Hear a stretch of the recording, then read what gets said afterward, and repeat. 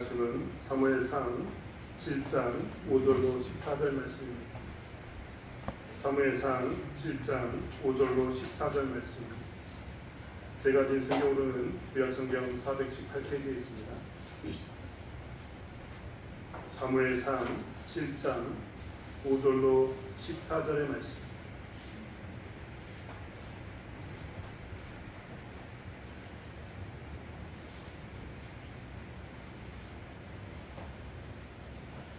말씀을 찾았으면 사무엘상 7장 5절로 14절의 말씀을 제가 읽고 여러분이 읽고 한 절씩 교독하겠습니다. 사무엘이 이르되 온 이스라엘은 미스바로 모이라. 내가 너희를 위하여 여호와께 기도하리라 하니 그들이 미스바에서 물들어 여호와 앞에 엎고 그날 저물을 금식하고 거기에서 이르되 우리가 여호와께 범죄하니이다. 사무엘이 미스바에서 이스라엘 자손을 쌌습니다. 이스라엘 자손이 미스바에 모였다 함을 블레셋 사람들이 듣고 그들의 방백들이 이스라엘을 치러 올라온지라. 이스라엘 자손들이 듣고 블레셋 사람들을 두려워하여 이스라엘 자손이 사무엘에게 이르되 당신은 우리를 위하여 우리 하나님 여호와께 시름을 돋고 부르짖어 우리를 블레셋 사람들의 손에서 구원하게 하소서 하니 사무엘이 젖 먹는 어린 양 하나를 가져다가 온전한 번제를 여호와께 드리고 이스라엘을 위하여 여호와께 부르짖음에 여호와께서 응답하셨더라. 사무엘이 번제를 드릴 때에 블레셋 사람이 이스라엘과 싸우려고 가까이 오니 그날에 여호와께서 블레셋 사람에게 큰 은혜를 바라여 그들을 어지럽게 하시니 그들이 이스라엘 앞에 패하니라. 이스라엘 사람들이 미스바에서 나가서 블레셋 사람들을 죽여가여 백갈 아래에 이르기까지 쳤더라. 사무엘이 돌을 취하여 미스바와 센 사이에 세워 이르되 여호와께서 여기까지 우리를 도우셨다. 그 이름을 에벨네셀이라 하니라. 이에 블레셋 사람들이 굴복하여 다시는 이스라엘 지역 안에 들어오지 못하였으며 여호와의 손이 사무엘이 사는 날 동안에 블레셋 사람을 막으심에 블레셋 사람들이 이스라엘에게 빼앗은 성읍이 에브론부터 가르까지 이스라엘에게 회복되니 이스라엘이 그 사방 지역을 블레셋 사람들의 손에서 도로 쳐잡고 또 이스라엘과 아모리 사람 사이에 평화가 있었더라. 아멘. 이 시간에는 미랄교회 중고등 친구들이 나와서 특성해 주시겠습니다.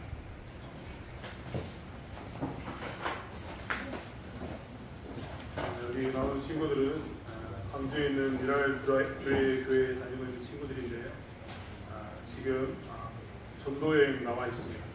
그래서 어제 아마 친구들 만나신 분들이 계실 텐데 가까워 방문하면서 계속해서 지금 찬양하고 축복하고 전도하는 일들을 하고 있는데 저희 교회와 같이 오늘 예배를 드리고 있습니다.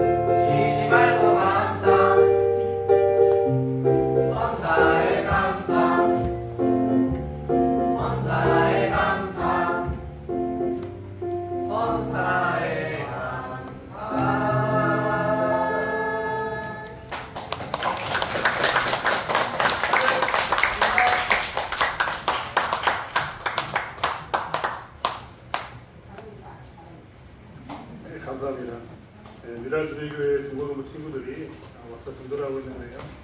선생님들과 함께 총 25명이 왔습니다. 25명이 와서 이 지역을 지금 전도하고 있습니다.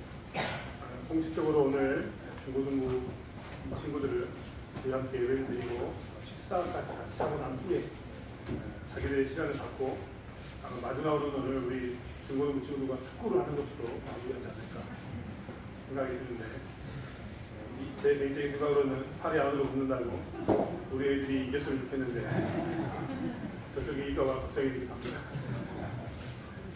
아무튼 여러분 더 기도해 주시고 생각날 때마다 많이 응원해 주셨으면 좋겠습니다. 사실 미랄드레교회 중고등부 친구들은 대안학교라고 그리스도인들을 만들기 위한 학교 과정에서 공부하고 있습니다. 좀 특별하게 그 친구들은 세상의 학교를 다니지 않고 그리스도인 학교 살기 위해서 이렇게 배우고 있는데, 우리 대창교회 중고등부 친구들도 이렇게 시간이 되면 국내로 국외로 전도를 다니고 하는 그런 청년들로 잘 자랐으면 좋겠다라는 생각이 듭니다. 다음 세대를 위해서 더 기도해 주시고, 광주에서도 이렇게 또 저희들도 열심히 다음 세대를 위해서 기도하고 있으니까요. 여러분 하나님께서 세우시는 다음 세대, 아름다운 다음 세대가 되게 달라고 늘 기도하셨으면 좋겠습니다. 우리는 우리 지역에 많은 기념탑을 가지고 있습니다. 금동에 가면 제가 한번 말씀드렸는데, 금동에 얇은 제각 같은 게 하나 보입니다. 거기 가보신 분들 없다고 제가 지난번에 물어봤는데, 금동에 있는 그것은 표잡입니다. 저기 양덕마을에 가보면 양덕마을에 비석이 두 개가 서 있는데, 그 비석은 열려비입니다. 보셨습니까? 네, 열려비로 되어 있습니다. 한수에 가도 작은 제각선 모여서 비석이 있는데 거기도 마찬가지입니다. 개인적으로 제가 영광군에 와서 군남면에 살면서 이런 곳에 사는 것도 참 축복이다라는 생각이 듭니다. 군남면은 굉장히 오랜 시간 동안 사람이 거주했습니다. 보시면 이렇게 고인돌도 있고 이런 제각들도 굉장히 많습니다. 그런데 제각들이 뽀잡이거나 혹은 열렬이거나 이렇게 우리나라 소위 말하는 이 지역에서 벽을 세운 사람들의 기념비가 있는 것에 대해서 감사하더라고요.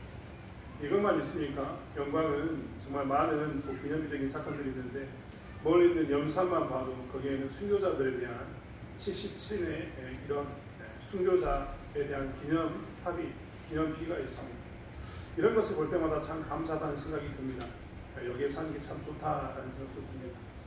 우리는 사실 어떤 돌무더기를 쌓거나 기념탑을 보면 그것을 쌓아둔 이유에 대해서 명확히 알고 있습니다.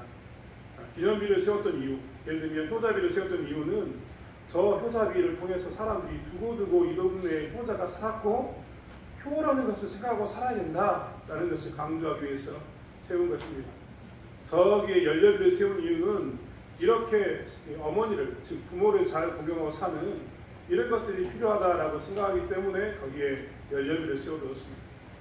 순교자들에 대한 기념탑을 세우고 기념교회를 세운 이유는 무엇인가?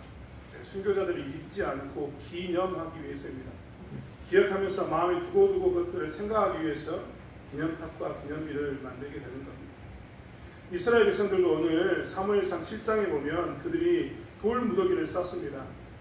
12절에 보면 사무엘이 돌을 취하여 미스와와 센 사이에 세웠다라고 이야기합니다.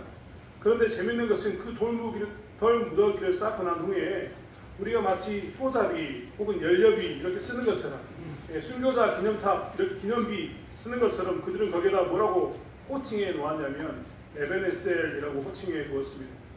에벤에셀이 무슨 뜻인가 거기 봤더니 여호와께서 여기까지 우리를 도우셨다라는 말이 됩니다. 과거에서 여기까지 도우셨다 이 말도 되고, 전쟁 가운데서 블레셋과의 전쟁 가운데서 드디어 이기게 하셨다 이런 말도 됩니다. 아무튼 이렇게 돌 무더기를 쌓고 에벤에셀이라고 이야기를 칭하면서 그들은 무엇을 기념하기를 원했습니다. 여러분, 이 돌 무덤을 쌓고 에벤에셀이라고 불렀는데 돌 무더기다라고 지나가면 그것은 정말 어리석은 이야기인 겁니다. 그 돌 무더기를 보면서 우리는 뭐라 해야 됩니까? 그 무더기에 대한 의미를 이야기하고 의미를 기념해야 되는 겁니다. 그렇지 않습니까? 그런 것처럼 우리는 이 돌 무더기, 이스라엘 백성들이 돌 무더기를 보면서 에벤에셀하고 이야기하는 이 돌 무더기를 보면서 어떤 이야기를 나눴을까를 좀 생각해 보았으면 좋겠습니다. 오늘 하나님께서는 에벤에셀이라는 이 돌 무더기를 보여주시면서 이스라엘 백성들에게 너희들이 그동안 이 블레셋과의 싸움 가운데서의 지금까지의 싸움과 다른 점 좀 찾아봐라 라는 말을 기록하고 있기 때문에 그렇습니다. 지금 이 에벤에셀이라고 했던 돌무더기는 누구와의 전쟁이냐면 블레셋과의 전쟁에서 지금 이 돌탑을 쌓았음을 이야기하고 있습니다. 즉 돌탑을 볼 때마다 이스라엘의 부모님들은 자식들에게 에벤에셀을 설명해 줄 겁니다. 그런데 그 에벤에셀을 설명해 주면서 반드시 누가 들어간다고요? 블레셋이 들어갑니다. 하나님도 들어가지만 반드시 누가 들어간다고요? 블레셋이 들어갑니다. 블레셋이라는 이 민족과 우리가 싸워서 이렇게 이겼다라는 것을 기념하기 위해서 그들이 무엇을 했냐면 이 탑을 세웠기 때문에 그렇습니다. 그러면 이스라엘 백성들 이야기할 것 아닙니까? 우리는 어떻게 블레셋과 싸워서 이겼는가? 이 기념탑을 보면서 하나님께서 여기까지 우리를 도우셨어. 이 전쟁에서 우리가 이겼어. 블레셋과의 전쟁에서 이겼어라고 하는 겁니다. 만약에 블레셋이 시시한 대적이었다면 아마 탑을 쌓지 않았을 겁니다. 그런데 그들은 역사적으로 혹은 그 시간, 이 블레셋이라는 이 대적과 민족과 싸우면서 굉장히 긴 시간 동안 의미 있게, 즉 블레셋은 어떻게든지 한번 이겨보려고 하는 그 의미가 있었기 때문에 탑을 쌓았을 겁니다. 한국 사람들에게 한일전은 그냥 스포츠의 운동 경기가 아닙니다. 축구 선수 중에 한 명이 그렇게 이야기했습니다. 우리나라 사람들에게 한일전, 특별히 축구 선수들에게 한국과 일본의 이 기항전은 전쟁이다 라고 표현하더라고요. 우리는 일본 사람들과 하는 이 스포츠 게임을 그냥 경기로 생각하는 게 아니라 뭐로 생각합니까? 아주 전쟁처럼 치열한 것으로 생각합니다. 절대 지면 안 되는 것, 이렇게 생각한다는 겁니다. 왜 그렇습니까? 일본이라는 사람들이 굉장히 우리에게 굉장히 우리 마음속에 뭐가 있는 겁니까? 반드시 이겨야 될 사람, 우리하고는 왼수 같은 사람, 이런 생각이 들어있기 때문에 그렇습니다. 이스라엘이 그랬습니다. 이스라엘과 블레셋 사이의 관계는 굉장히 안 좋은 관계, 서로 대적이 되는 그런 관계였습니다. 하나님께서는 이스라엘 백성들에게 가나안 땅에 대해서 이야기하시면서 가나안 땅에 있는 7 족속을 다 정벌할 것을 이야기하십니다. 그리고 그 땅에 하나님의 나라를 세울 것을 이야기했습니다. 네, 그런 하나님의 나라를 세우기를 원하셨는데 하나님께서 걱정하는 민족이 하나 있었는데 그 민족이 누구냐면 이 블레셋 민족이었습니다. 하나님께서는 애굽에서 가나안 땅으로 이스라엘 백성들을 인도할 때 블레셋 땅을 지나가지 못하게 하셨습니다.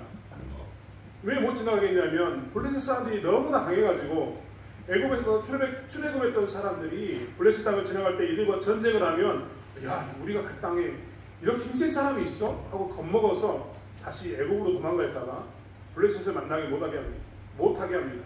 그리고 광야로 그들을 돌려서 가게 합니다. 이만큼 블레셋은 강한 민족이었다는 겁니다. 이 이스라엘이 가나안 땅에 정착할 때도 이 블레셋이 항상 마지막까지 문제였습니다.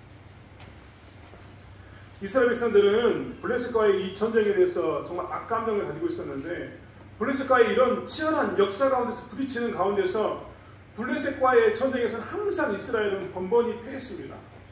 번번이 이스라엘에게 괴롭힘을 당하고 살았다는 게 누구였냐면 이스라엘 사람들이었습니다.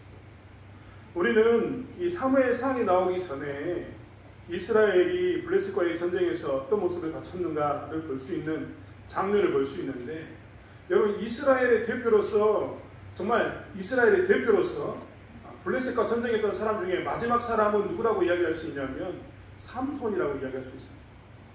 삼손이 사사시대의 사람인데 이 사사기 16장에 보면 삼손이 블레셋과 전쟁을 합니다. 그런데 그 전쟁을 할 때 삼손이 블레셋을 이겼냐? 이긴 장면도 있었지만 삼손이 블레셋과의 전쟁하면서 마지막은 어떻게 되냐면 공멸합니다. 공멸. 그러니까 블레셋을 이긴 게 아니라 삼손과 블레셋이 같이 죽습니다. 사사기 16장 28절에 보면 이렇게 나옵니다. 마지막 삼손이 부르짖는 장면인데, 삼손이 여호와께 부르짖어 이르되 주 여호와여 구하옵나니 나를 생각하옵소서. 하나님이여 구하옵나니 이번만 나를 강하게 하사 나의 두 눈을 뺀 블레셋 사람에게 원수를 담번에 갖게 하옵소서 하고, 삼손이 집을 버틴 두 기둥 가운데 하나는 왼손으로 하나는 오른손으로 껴 의지하고 삼손이 이르되 블레셋 사람과 함께 죽기를 원하노라 하고 힘을 다하여 몸을 굽히매 그 집이 곧 무너져 그 안에 있는 모든 방백들과 온 백성에게 덮이니 삼손이 죽을 때에 죽인 자가 살았을 때에 죽인 자보다 많았더라. 삼손이 죽으면서 마지막에 뭐라고 이야기하냐면 블레셋 사람과 함께 죽기를 원합니다 라고 이야기합니다. 블레셋과의 전투에서 마지막에 그 혁혁한 공을 세웠던 삼손도 나중에 어떻게 하냐면 같이 죽는 공멸하는 일을 선택했습니다. 사무엘이 있기 전에 제사장이 누구였냐면 엘리 제사장이었거든요. 삼손이 죽고 나니 한참 시간이 흘러서 엘리 제사장의 시대 때 이스라엘은요, 그때도 블레셋과 싸웠습니다. 그때는 하도 전쟁이 지니까 뭘 했냐면 하나님의 계를 들고 나가가지고, 하나님 법궤를 들고 메고 나가가지고 법궤가 나가면 이기겠지 하고 나갔는데 어떻게 됐느냐, 그 여호와의 법궤를 들고 나갔음에도 불구하고 전쟁에서 졌습니다. 그래서 하나님의 계는 한때 블레셋의 신이었던 다곤 신전 안에 놓여 있을 때가 있었습니다. 계속해서 이렇게 블레셋에게 고통을 당하고 있는 사람들이 누구였냐? 이스라엘 사람들이었습니다. 그들은 계속 블레셋과의 전쟁에서 잘 해봤자 비기는, 잘 해봤자 같이 죽는 이런 전쟁밖에 하지 않았습니다. 하나님의 계를 가지고 나가서도 전쟁에 져가지고 하나님의 법궤마저도 뺏기는 그런 수치스러운 일들을 당했던 민족이 누구냐? 블레셋이었습니다. 이스라엘은 가나안 땅에 살면서 이스라엘이라는 이름을 가지고 살았지만 이스라엘을 실질적으로 지배하는 사람은 누구였느냐? 블레셋이었습니다. 그렇기 때문에 블레셋의 영향권 안에서 이스라엘은 전전긍긍하면서 살았던 겁니다. 그런데 이런 이스라엘이 블레셋을 이겼습니다. 그러면 이 에벤에스라는 돌무더기를 보면서 이스라엘 백성들이 이야기할 것 아닙니까? 이 돌무더기를 보면서 우리가 블레셋을 드디어 이겼어. 그런데 무엇으로 이겼어? 이것을 이야기할 것 아닙니까? 도대체 우리는 그전에는 맨날 졌는데 어떻게 해서 이번에 이겼는가? 소위 말하면 요즘 말로 이야기하면 전략과 전술이 무엇이었길래 우리는 계속 패배하다가 드디어 승리를 얻었는가? 이런 것을 이야기하게 될 것 아니겠습니까? 하나님께서는 에베네셀이라는 이 돌무더기를 통해서 이스라엘 백성들이 이 차이점을 계속해서 이야기하기를 원했습니다. 우리가 어떻게 싸웠더니 그 왼수 같은 블레셋을 드디어 이겼다. 우리에게 늘 괴롭힘을 주었던 그 블레셋을 어떻게 싸웠더니 이겼다라는 것을 이 에베네셀이라는 돌무더기를 통해서 이스라엘이 보기를 원했던 겁니다. 무엇 때문에 이겼을까요? 보편적으로 사람들은 전쟁에서 이기려면 제일 먼저 무엇을 떠오르게 되냐면 제일 먼저 인구가 많아야 된다. 전쟁을 하려면 사람이 많아야 됩니다. 사람이 없으면 전쟁을 할 수가 없어요. 그래서 먼저는 항상 무엇을 하냐면 사람의 숫자를 많이 만드는 일에 힘씁니다. 그런데 또 사람이 많아지려면 뭐가 해결돼야 됩니까? 먹고 마시는 문제가 해결돼야 됩니다. 공물의 수확량이 풍성해져야지만 사람이 많이 늘어납니다. 그렇지 않고서는 절대 사람이 늘어나지 않습니다. 그 이후에 사람이 많아지면 이제 뭘 하냐면 무기를 개발합니다. 좋은 무기가 있어야 되는 거죠. 아주 오래전 드라마인데 주몽 보셨습니까? 주몽? 주몽에 보면 거기 대장장이가 나온다니까요. 대장장이가 나중에 뭐라고 이야기합니까? 아, 우리가 드디어 철기, 새로운 철의 문화를, 새로운 무기를 만들 수 있는 이 재료를 만들었다고 좋아합니다. 블레셋은 여러분 문명으로 따져보면 블레셋은 철기 문명을 가지고 살고 있었고 가나안 땅에 있었던 이스라엘은 청동기 문화를 가지고 살고 있었습니다. 다윗의 시대까지 블레셋 사람들은 이 블레셋에 있는 철기 문화를 이스라엘 사람들에게 전해주지 않습니다. 그래서 이스라엘 사람들이 철기로 된 농기구를 만들려면 블레셋 땅에 가가지고 농기구를 사왔어야 했습니다. 그만큼 블레셋은요 무기도 더 좋았습니다. 이스라엘 사람들은 그런 획기적인 무기를 가지고 있는 게 절대 아닙니다. 이때 당시에는 전차가 큰 힘을 발휘했는데 이스라엘이 갑자기 돈이 많아져서 전차를 구입한 것도 아닙니다. 블레셋은 여전히 철기 문화를 가지고 있는 문화적 강대국이었고 사람도 크고 힘도 센 민족적인 강대국이었고 해안가에 살면서 많은 이 교류를 하면서 돈도 많은 그런 민족으로서 강력한 민족이었습니다. 바뀐 것은 하나도 없습니다. 지금까지 살았던 블레셋과의 전투 가운데 했던 그 모든 가운데 상황은 바뀐 게 하나도 없는 겁니다. 그런데 이겼습니다. 왜 이겼는가? 바뀐 것은 딱 하나밖에 없습니다. 그들이 그전에는 바알과 아스타롯이라고 이야기하는 다른 신들을 막 섬기면서 하나님을 섬겼는데 사무엘이라는 이 선지자가, 사무엘이라는 이 사사가 나와서 이 사람이 나와서 뭐라고 이야기했냐면 야 이거 다 갖다 버리고 너희들이 오직 여호와만 섬기자라고 이야기했습니다. 그전에는 오직 여호와가 아니었습니다. 바알도 섬기고 여호와도 섬기고 아스타롯도 섬기고 여호와도 섬기는 삶을 살았습니다. 그런데 사무엘이 드디어 이야기한 겁니다. 그러지 말고 다 갖다 내어버리고 오직 유일하신 하나님만 섬기자라고 이야기한 겁니다. 차이는 오직 딱 하나. 뭔 차이냐면 그 전과 동일한데 모든 것은 다 똑같은데 신앙이라는 이 부분에서 오직 여호와만 섬기게 될 겁니다. 오직 여호와만 섬기는 그 신앙을 선택한 그것이 무엇이었냐면 유일한 차이점이었다는 겁니다. 그런데 그 유일한 차이점인 여호와를 섬기는 것이 무엇을 가져왔느냐? 그동안 그들에게 이를 가겠던 대적 블레셋을 이기게 만드는 그 일들을 가져왔습니다. 오늘 성경에 보면 하나님께서 뭐라고 이야기하냐면 여호와께서 블레셋 사람들에게 큰 우레를 발하여 그들을 어지럽게 하시니 그들이 이스라엘 앞에서 패한지라라고 이야기합니다. 뭐라고 이야기하고 있다고요? 하나님께서 큰 우레를 보냈다라고 이야기하고 있습니다. 즉 하나님께서 우리가 말하는 기적을 그 땅에 블레셋 사람과 이스라엘 사람들의 전쟁 가운데 보여주심으로 인해서 그 하나님 보여주신 기적 때문에 블레셋이 두려워서 어떻게 했다고요? 패했다라는 말이 됩니다. 지금 에벤에셀이라는 돌무더기를 보면서 이스라엘은 지금 그 이야기를 하고 있어야 합니다. 우리가 블레셋을 이기는 유일한 이유, 그전에는 늘 졌는데 이길 수밖에 없었던 유일한 차이점은 딱 하나뿐이었다. 뭐였다고요? 하나님을 전심으로 섬기는 것, 하나님만을 섬기는 것. 그동안에는 우리가 하나님 앞에 다른 단어를 바알과 아세라과 하나님이라는 이런 단어를 썼는데 이제는 우리가 오직 여호와만을 섬기겠다, 오직 여호와만 섬기겠다라고 했던 그것 때문에 뭐 했다고요? 전쟁의 승리를 가져왔다라고 그들은 보게 되었다는 겁니다. 유일한 차이는 오직 여호와를 섬기는 것에 있었습니다.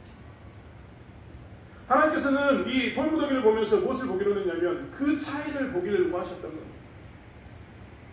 오늘날도 하나님께서 우리에게 이야기하십니다. 우리의 삶 가운데서 우리의 펼쳐진 모든 이 시간 가운데서 공간 가운데서 오직 하나님만을 섬기기를 원하시는 그 일들을 행하신다는 겁니다.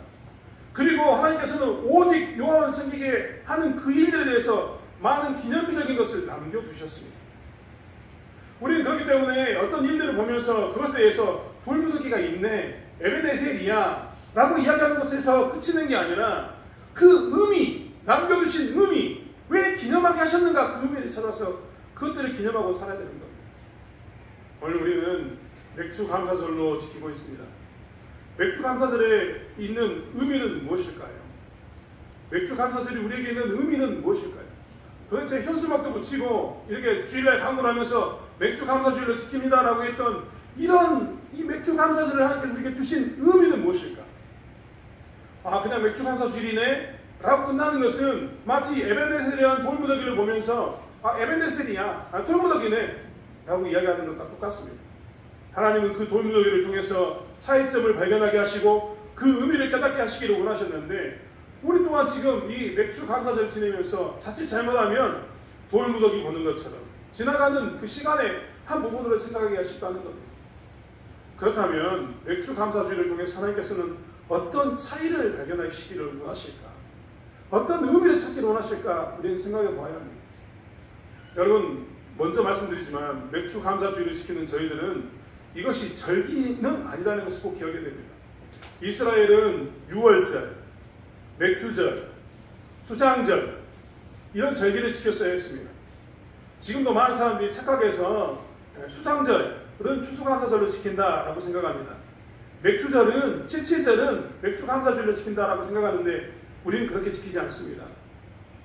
이단 중에 하나인 하나님의 교회는 그래서 우리에게 그렇게 이야기한다니까요. 야, 너희들은 추수감사절도 지키고 맥주감사절도 지키는데 왜 유월절은 안 지키냐? 유월절도 지켜야지라고 이야기합니다. 근데 이것은 잘못된 생각인 거죠. 우리는 이런 절기로 지키지 않습니다. 예수님이 오시고 난 이후에 우리는 이런 절기를 지키는 게 절대 아닙니다. 하지만 맥주 감사절을 드리는 이유는 뭐냐면 절기로 지키는 게 아니라 그 절기의 정신을 받아들여서 우리 또한 그 정신대로 살기를 원한다라는 고백 가운데 이 맥주 감사절을 지키게 됩니다. 구약에 있는 절기를 지키는 게 아니라고 다시 한번 강조드립니다. 착각하시면 절대 안 됩니다. 그러나 한번 생각해 보십시오. 맥주 감사절로 지킬 때 하나님께서는 맥주와 감사 중에 무엇을 더 강조하시길 원하실까요? 한번 생각해 보시기 원합니다. 맥주 감사절에 우리가 어디에 더 중점을 둬야 될까요?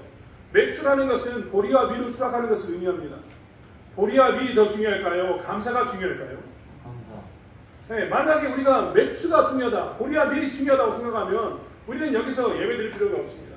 우리는 지금부터 뭘 해야 되냐면 보리와 밀을 이 제단에 가득 쌓아두면 됩니다.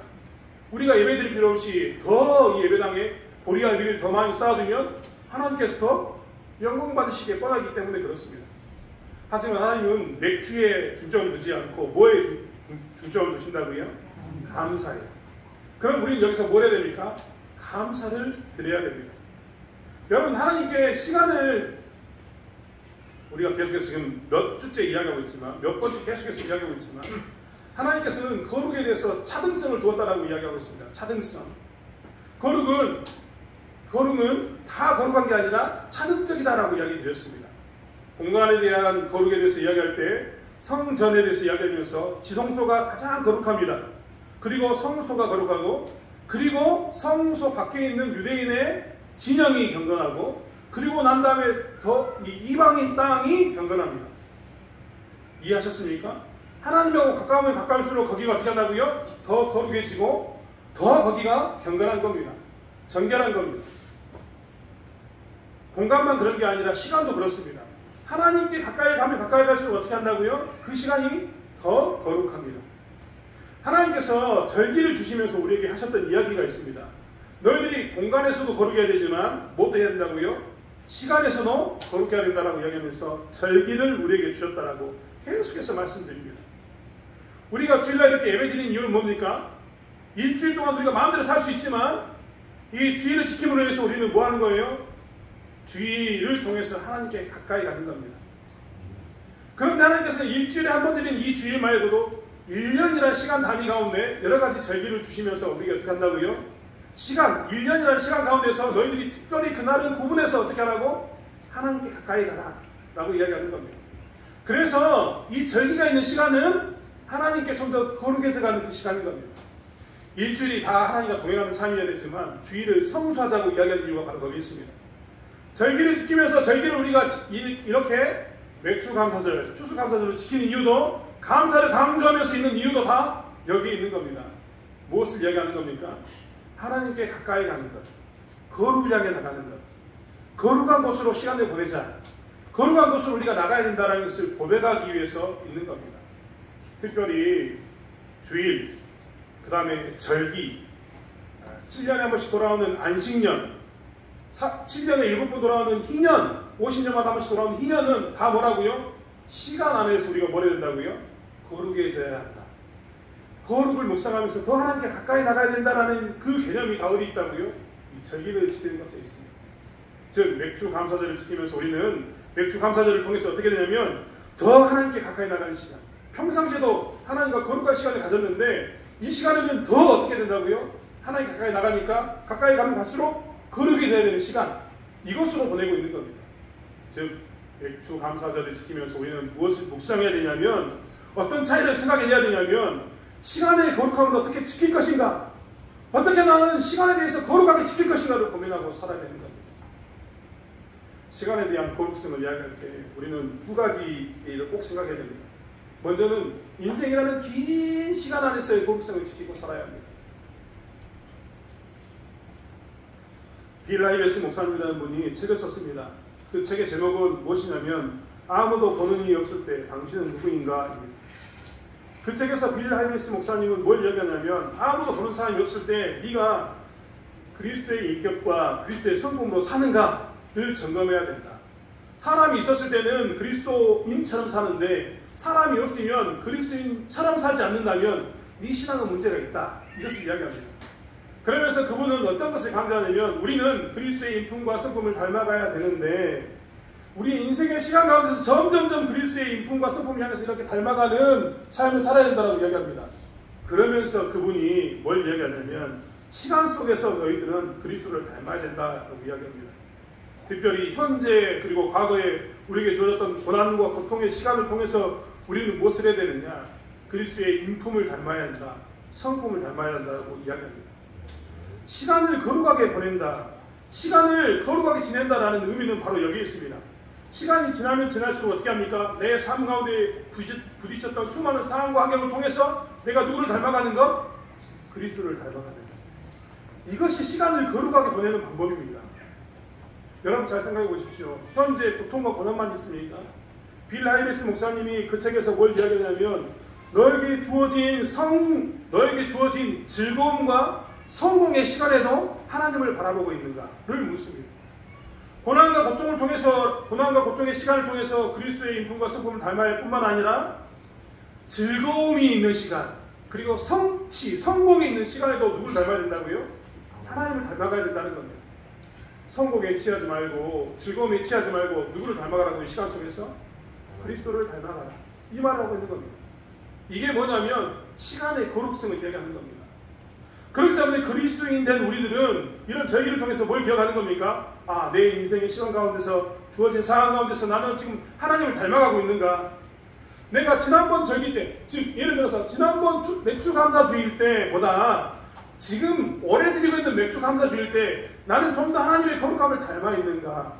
그리스도의 인품과 성품을 닮아가 있는가를 우리는 배워야 된다는 겁니다. 그리고 생각해야 되는 겁니다. 여러분, 작년에 있는 내 신앙과 올해 이 절기에 마주하는 내 신앙이 똑같다. 문제가 있습니다. 여러분 그렇지 않습니까? 당연히 초등학생이 중학생이 되고 중학생이 고등학생이 되고 고등학생이 어른이 되어야 되는 게 당연한 이치인 겁니다. 그런데 그리스도인 우리들이 인생 가운데서 하나님을 닮아가지 않는다면 이것은 시간을 거룩하게 보내지 못하는 모습이다 라고 이야기하면서 이런 절기 때마다 우리는 이것들을 점검해야 된다고, 나는 시간을 거룩하게 보내고 있는가를 점검해야 된다고 이야기하고 계시는 겁니다. 그렇기 때문에 우리는 이런 절기 때마다 이 시간에 대한 이 차이를 찾아가지고 작년과 나의 모습, 이 절기 사이사이를 비교하는 그런 삶을 살아야 합니다. 시간의 거룩성을 지키는 것은 또 다른 명이 하나 더 있는데 그것은 무엇이냐면 인생의 긴 시간이 아니라 하루의 시간이라고 이야기할 수 있습니다. 우리는 하루의 시간을 잘 생각해보면 우리가 시간을 어떻게 보내는가를 잘 알 수 있습니다. 여러분 한번 이야기해볼까요? 우리 시간을 어떻게 보내고 있습니까? 학생들은 이렇게 이야기할 겁니다. 아침에 몇 시에 일어나서 학교 갈 준비를 하고 학교에서 몇 시까지 있습니다. 제 아들이 고등학생인데 고3인 우리 아들은 그냥 집 학교입니다.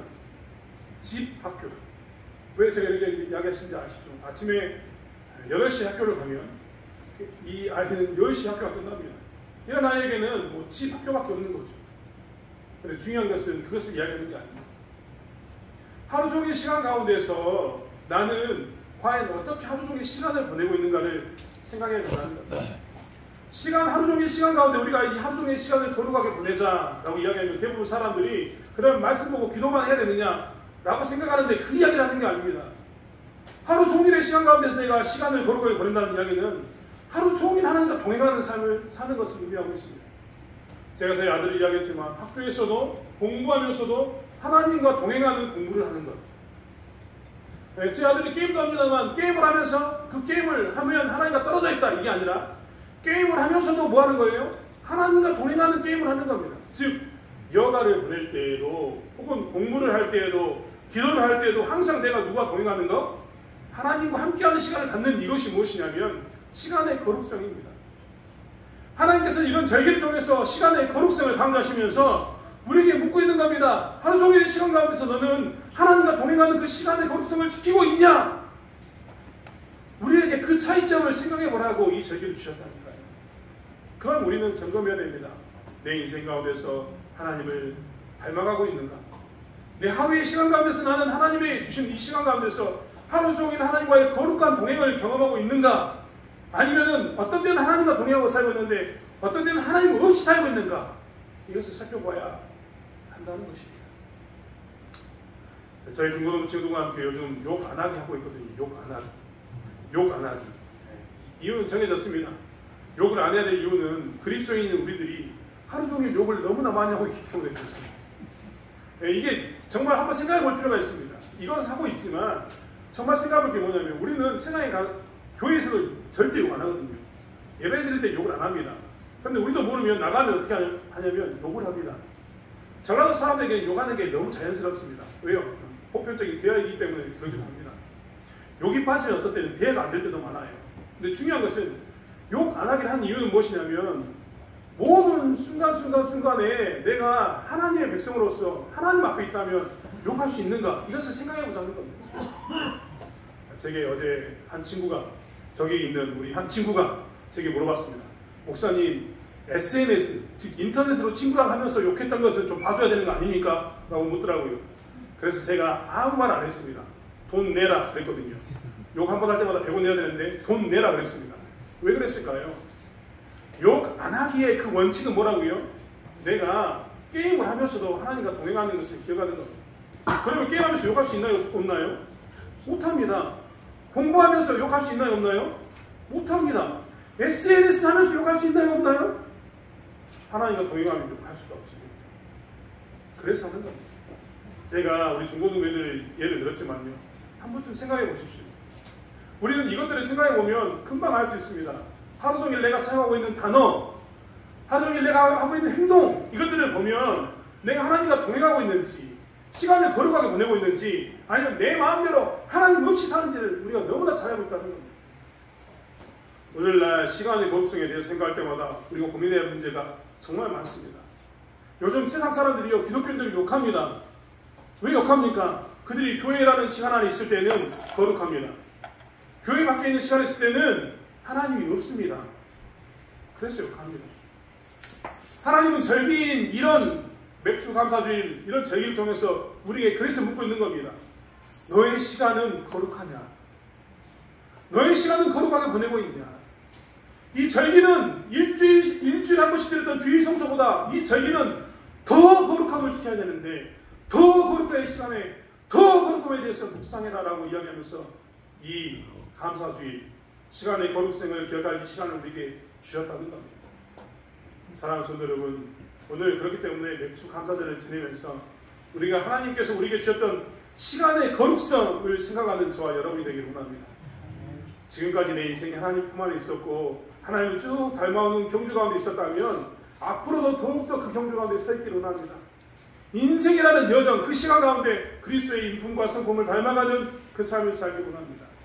그리고 하루라는 시간 가운데서 혹여라도 그동안 내가 하나님을 놓치고 살았다면, 교회에서는 이렇게 하나님을 거룩하게 찬양하고 살았는데 교회 밖에서 내가 하나님을 놓치고 살았다면, 다시 한번 하나님, 내가 하루라는 시간 가운데서 모든 시간의 그 순간순간마다 하나님과 동행하는 거룩함을 지키는 신자가 되길 원합니다 라고 고백하는, 그 고백을 회복하는 이 절기가 되길 원합니다. 아멘. 사랑하는 성도 여러분, 우리는 시간 안에서 거룩함을 증명하기 위해서, 시간 안에서 하나님의 형상을, 성품을 드러내기 위해서 우리를 준비해 주신 하나님의 백성이라는 것을 기억하면서 다시 한번 시간의 거룩성을 회복하는 저와 여러분이 되기를 원합니다. 아멘. 누군가가 우리를 바라보면서 그 에베레스트의 돌무더기처럼, 아, 저 사람들 보면 시간 안에 거룩성이 있고 하나님 있어라는 그 말을 듣는 저와 여러분이 되길 원합니다. 아멘. 기도하겠습니다. 하나님, 우리는 과연 시간 안에서 거룩성을 지키고 살고 있습니까? 인생이라는 시간 가운데서 지난 시간보다 오늘, 그리고 오늘보다 내일 더 하나님을 닮아가는, 그리스도의 인품과 성품을 닮아가는 그 시간의 거룩성을 지키고 있습니까? 하루라는 시간 가운데서 교회에 있는 시간과 교회 밖에 있는 시간 가운데 시간의 거룩성을 지키고 있습니까? 나는 교회 안에서도 교회 밖에서도 모든 시간 안에서 거룩한지 우리의 모습을 살펴보기를 원합니다.